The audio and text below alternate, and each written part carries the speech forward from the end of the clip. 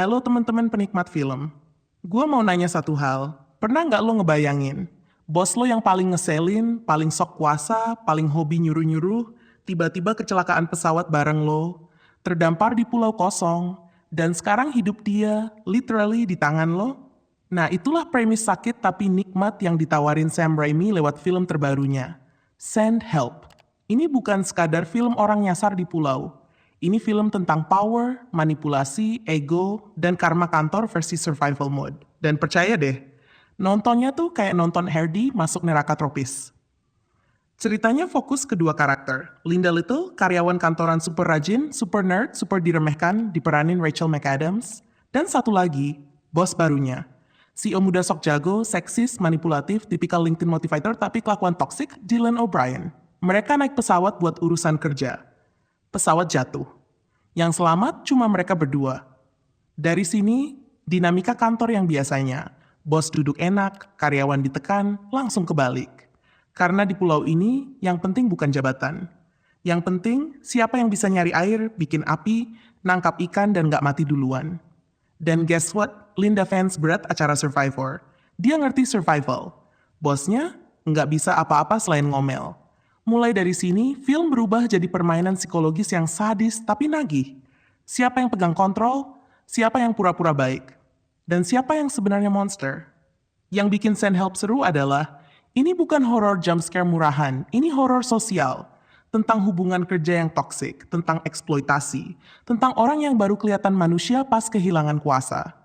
Dan Sam Raimi, ya kita tahulah, dia nggak pernah main aman. Gayanya camp, agak konyol, agak lebay, kadang serem, kadang ngakak.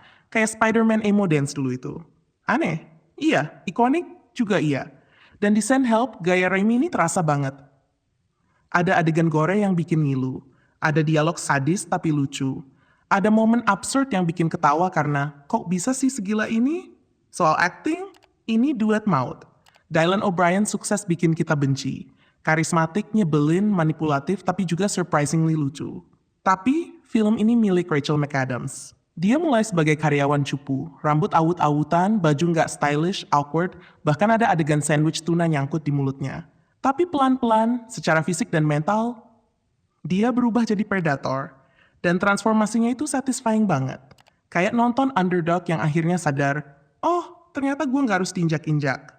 Tapi jujur aja, film ini nggak sempurna. Bagian tengah agak melambat. Kadang berasa kayak survival drama biasa. CGI-nya juga ya kelihatan digital. Ada momen hewan dan efek yang bikin atmosfer horornya bocor. Dan buat sebagian orang, gaya Sam Raimi bakal terasa terlalu konyol. Ada yang bakal mikir, ini film serius apa parodi sih? Dan endingnya, menurut gua agak murahan. Kayak pengen shock value tapi jatuhnya gimmick. Tapi meskipun begitu, gua tetap enjoy. Karena film ini berani beda, berani aneh, dan berani bikin penonton gak nyaman. Send Help itu bukan film buat semua orang. Ini film buat lo yang suka horor aneh ala Raimi, suka komedi gelap, pernah kerja sama bos toksik, atau pengen nonton orang sok kuasa jatuh dari singgasana dengan cara brutal.